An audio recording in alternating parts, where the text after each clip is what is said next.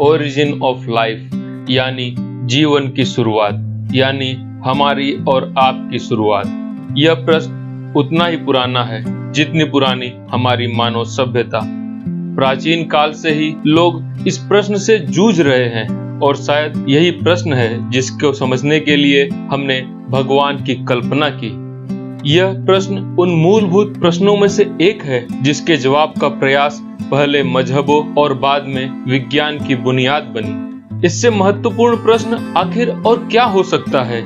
इस सवाल के जवाब में ही वो कुंजी है जो हमें खुद को और बेहतर बनाने के लिए जरूरी है। आखिर आप किसी चीज को तब तक ठीक से कैसे समझ सकते हैं जब तक आपको उसकी शुरुआत के बारे में न पता हो।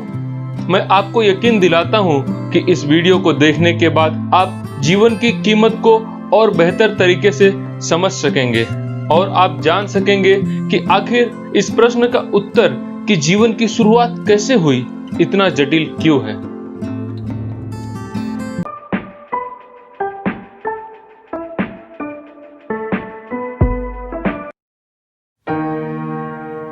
जियोलॉजिकल स्टडीज से इस बात के पुख्ता सबूत मिले हैं कि धरती पर जीवन सूक्ष्म रूप में आज से 3.5 अरब साल पहले मौजूद था, पर दूसरे कई प्रमाण हैं जिनके हिसाब से धरती पर जीवन आज से 3.8 अरब साल पहले भी मौजूद था, यानी 380 करोड़ साल पहले भी धरती पर जीवन मौजूद था। यह बहुत ही कमाल की बात है क्योंकि स्वयं धरती की उम्र करीब 4.5 अरब साल से बस थोड़ी सी ज्यादा है। इसका अर्थ यह है कि अगर हम जियोलॉजिकल टाइम स्केल्स के हिसाब से देखें तो धरती पर जीवन बहुत ही जल्दी शुरू हो गया था। धरती पर जीवन 4 अरब साल से पुराना नहीं हो सकता है क्योंकि अभी तक की जानकारी के हिसाब से इस समय से पहले धरती रहने लायक नहीं रही होगी, क्योंकि धरती के सबसे पुराने पत्थर 4 अरब साल पुराने हैं, जो यह बताता है कि इसी समय के आसपास धरती की सतह ठंडी होकर सख्त हुई होगी। इसका मतलब यह है कि इससे पहले धरती की सतह पिघले हुए लावा के रूप में थी, यानी कि उस समय जीवन के अनुकूल यह नहीं थी, यानी कि धरती पर जीवन करीब करीब उसी समय पनपना शुरू हो गया था जिस समय धरती जीवन के अनुकूल बस बनी ही थी। जियोलॉजिकल रिकॉर्ड्स के अतिरिक्त हमारे पास जेनेटिक रिकॉर्ड्स भी हैं।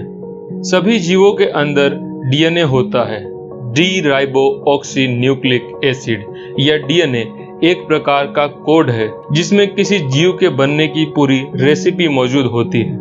धरती पर मौजूद विभिन्न जीवों के डीएनए के अंदर क्रम विकास या एवोल्यूशन के रिकॉर्ड्स मौजूद हैं। इस डीएनए से हमें मालूम पड़ा है कि धरती पर सभी जीवों का एक ही पूर्वज था। इससे हम लाइफ की फैमिली ट्री बना पाए हैं। इस फैमिली ट्री का कॉमन एंसेस्टर आज के थर्मोफाइल्स से काफी मिलता जुलता है। थर्मोफाइल्स वो सूक्ष्म जीव होते हैं जो बेहद गर्म हालातों में रहते हैं। इस बात के 3 निष्कर्ष मिलते हैं। पहला, जीवन के शुरुआत का कोई न कोई रिश्ता धरती की सतह पर मौजूद इन गर्म पानी के कुंडों या उन हाइड्रोथर्मल वेंट से है जो समुद्र के अंदर गहराई पर मौजूद होते हैं।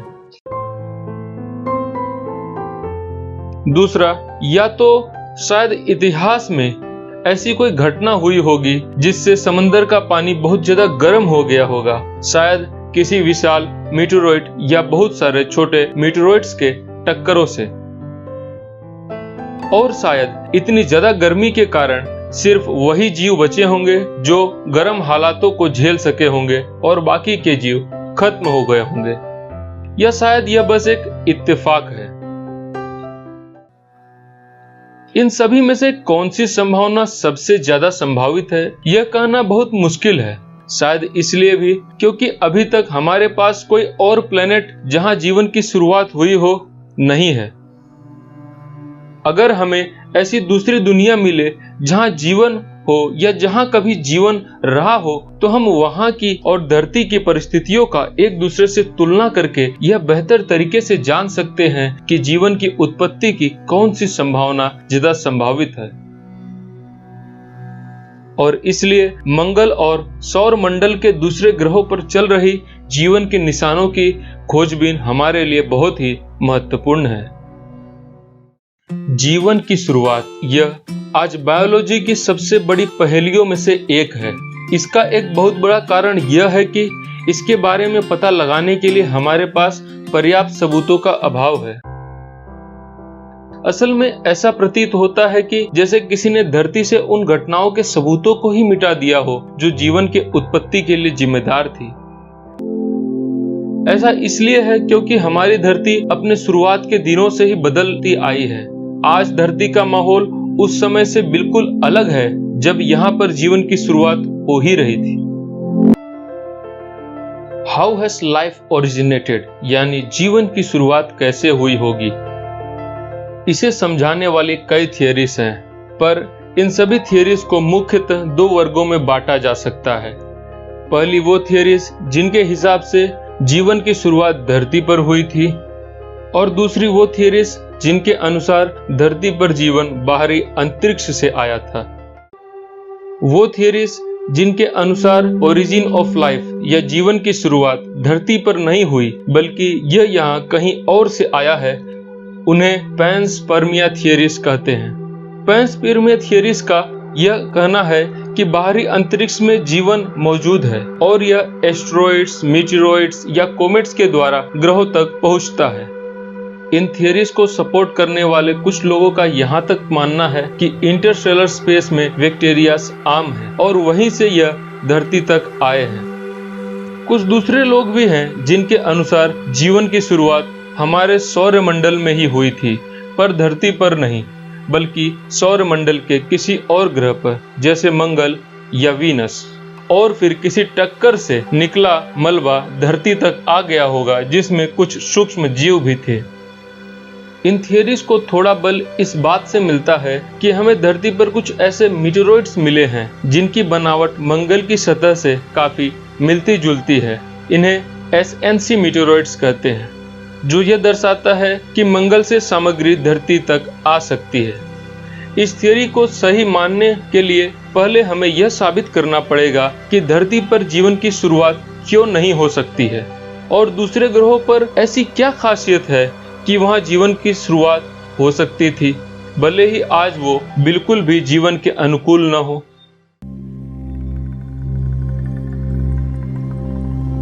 हमें हमेशा ऐसा लगता है कि जैसे हम यहाँ के नहीं हैं, हमें किसी ने यहाँ भेजा है। यही सोच बुनियाद है एक और पैंसपर्मिया थियरी का, जो यह कहता है कि धरती पर जीवन किसी अति विकसित, हाईली एडवांस्ड और इंटेलिजेंट जीव द्वारा धरती पर लाया गया होगा, जैसे कोई अलौकिक रचयिता या सुपरनेचुरल क्रिएटर या वाहक। जीवन की धरती के बाहर एक्स्ट्रा टेरेस्ट्रियल ओरिजिन की थियरीज का मोटे तौर पर यह कहना है कि धरती पर जीवन पूरी तरह विकसित किसी सूक्ष्म जीव के रूप में आया था।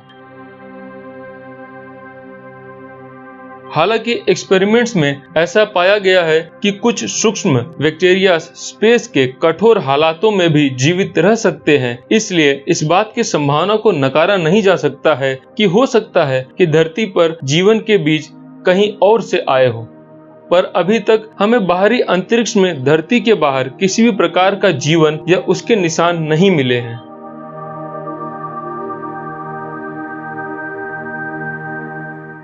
किसी ग्रह पर जीवन के सर्वाइवल के लिए वहां पर कुछ खास पर्यावरण या एनवायरनमेंट का होना जरूरी है, जैसे सौर्य प्रकाश या ऊर्जा का कोई अन्य स्रोत, कुछ जरूरी केमिकल्स और तरल पानी।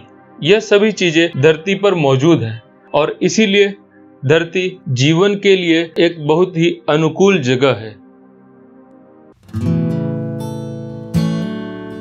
वो चीजें जिनसे जीवन बना है ब्रह्मांड में हर जगह मौजूद है, और क्योंकि जीवन और कुछ नहीं बस एक कॉम्प्लेक्स केमिकल प्रक्रिया है, तो हो सकता है कि जहां भी अनुकूल हालात और आवश्यक सामग्री मौजूद हो वहां जीवन स्वयं ही आकार लेने लगता है।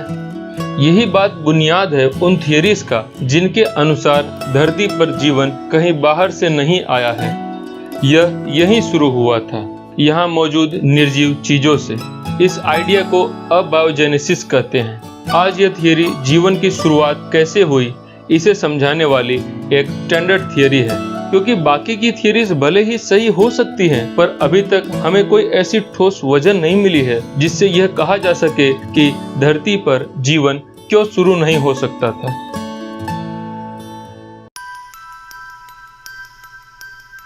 इस थियरी के अनुसार धरती पर जीवन की शुरुआत आज से कुछ 3.5 से 4 अरब साल पहले हुई थी। ऐसा माना जाता है कि उस समय धरती पर जो हालात थे, उन हालातों में इनऑर्गेनिक चीजों से ऑर्गेनिक कंपाउंड्स बनना शुरू हुए थे। ऑर्गेनिक कंपाउंड्स यानी ऐसे रसायन जो जीवों में पाए जाते हैं, और धीरे धीरे ये ऑर्गेनिक मॉलिक्यूल्स और ज्यादा जटिल यानी कॉम्प्लेक्स होते गए, और धीरे धीरे यह कॉम्प्लेक्स मॉलिक्यूल इतने ज्यादा विकसित हो गए कि यह अपने जैसे और मॉलिक्यूल्स बनाने लगे। और फिर एक वक्त के बाद इन्हीं में से कुछ मॉलिक्यूल्स में ऐसे कैरेक्टरिस्टिक्स दिखने लगे जो किसी चीज को जीवित बनाते हैं, जैसे खुद को बनाए रखना, रिप्रोड्यूस करना और खुद को विकसित करना इत्यादि। और इस तरह शुरुआती धरती पर मौजूद निर्जीव चीजों से जीवन का पहला बीज बना, जो बहुत ही साधारण और सूक्ष्म था। पर धीरे धीरे यह साधारण जीव क्रम विकास या एवोल्यूशन और नेचुरल सिलेक्शन के कारण और ज्यादा जटिल होता गया, और आज धरती पर मौजूद सभी जीव जंतु उसी पहले जीव के वंशज हैं। यह थियरी मिलर उरे एक्सपेरिमेंट और सिडनी फॉक्स के कामों पर आधारित है, जिन्होंने यह दिखाया कि प्राचीन धरती पर मौजूद हालात उन रिएक्शंस के लिए अनुकूल थे जिनसे अमीनो एसिड्स और अन्य दूसरे ऑर्गेनिक सब्सटेंसेस का निर्माण अपने आप हो सकता था। इस समय के हालातों जैसे हालात में फॉस्फोलिपिड्स अपने आप ही लिपिड बाइलेयर्स का निर्माण कर लेते हैं, जो किसी सेल मेम्ब्रेन यानी सेल की बॉडी का मूलभूत ढांचा होता है। जीवित प्राणी डीऑक्सीरिबोन्यूक्लिक एसिड या डीएनए के इंस्ट्रक्शंस का उपयोग करके प्रोटीन्स का सृजन करते हैं, जो अमीनो एसिड्स के पॉलीमर्स यानी लंबे चैन होते हैं। जीवन कैसे शुरू हुआ? इसकी एक संभावना यह है कि पहले जीन्स का निर्माण हुआ और फिर प्रोटीन्स बने। इसकी एक वैकल्पिक संभावना यह है कि पहले प्रोटीन्स आए और बाद में जीन्स। पर क्योंकि डीएनए के स्पेशल ग्रुप्स या जीन्स और प्रोटीन्स दोनों को बनाने के लिए एक दूसरे की जरूरत होती है, इसलिए यह पता लगाना कि इनमें से कौन पहले आया बिल्कुल वैसा ही है जैसे यह पता लगाना कि पहले मुर्गी आई या अंडा।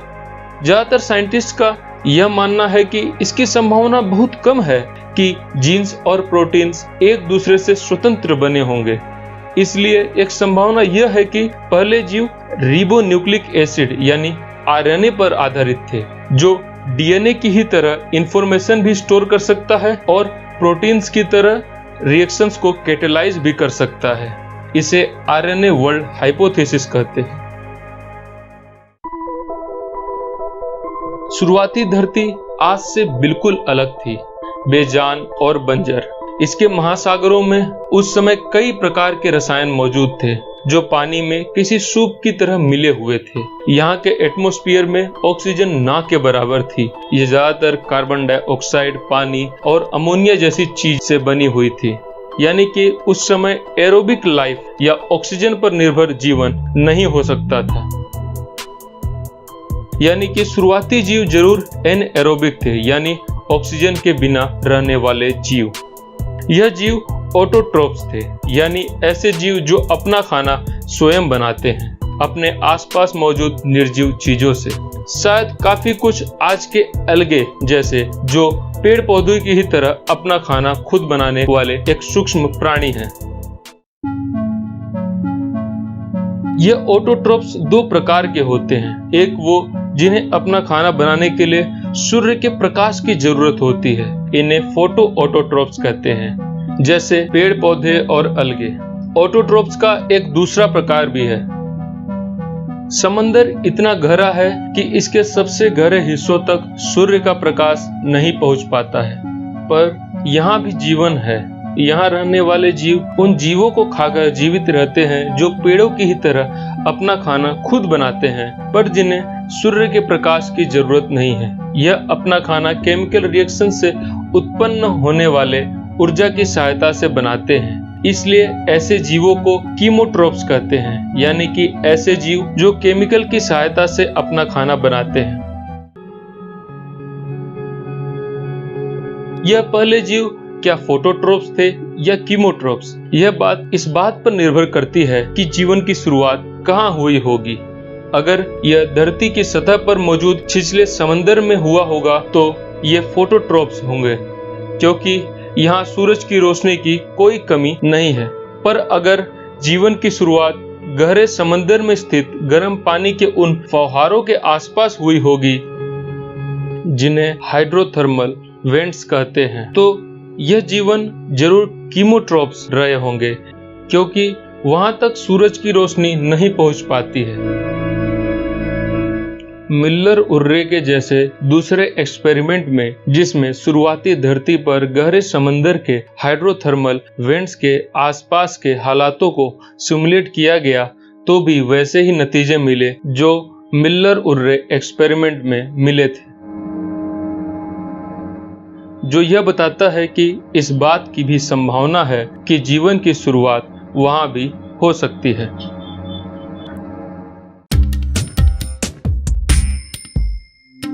कुछ रिसर्चर्स का यह मानना है कि धरती पर जीवन शायद एक से ज्यादा बार शुरू हुआ होगा।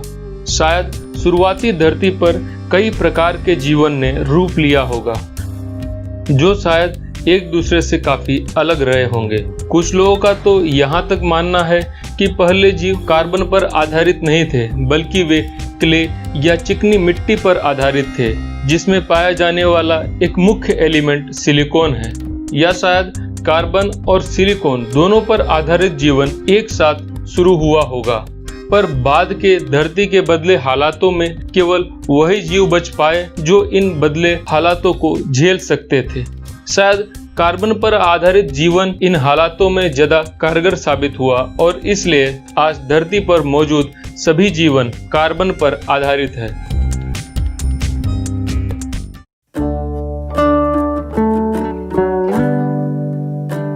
जीवन की शुरुआत कैसे हुई होगी, यह एक बहुत ही बड़ा सवाल है और बहुत जरूरी भी। अभी अभी हमने इसे ठीक से समझना शुरू ही किया है। भविष्य में नई खोजों के साथ जैसे जैसे हमारी जानकारी और विकसित होगी, इस सवाल का जवाब और बेहतर मिल सकेगा। आपका क्या मानना है? क्या धरती पर जीवन कहीं और से आया है या यह यहीं शुरू हुआ था? और अगर जीवन धरती पर ही शुरू हुआ था तो कहां? वे कौन से हालात थे जहां जीवन शुरू हो सकता था? क्या वो छिछले समंदर के पानी में शुरू हुआ था या महासागर की गहराई में? हमें कमेंट्स में जरूर बताएं और बने रहिए एनडी जीनियस के साथ। यदि आपको यह वीडियो पसंद आया हो तो हमारे चैनल को सब्सक्राइब करें, हमारे वीडियो को शेयर करें ताकि ज्यादा से ज्यादा लोगों तक यह पहुंच सके, और इसे लाइक करें और देखते रहिए एनडी जीनियस।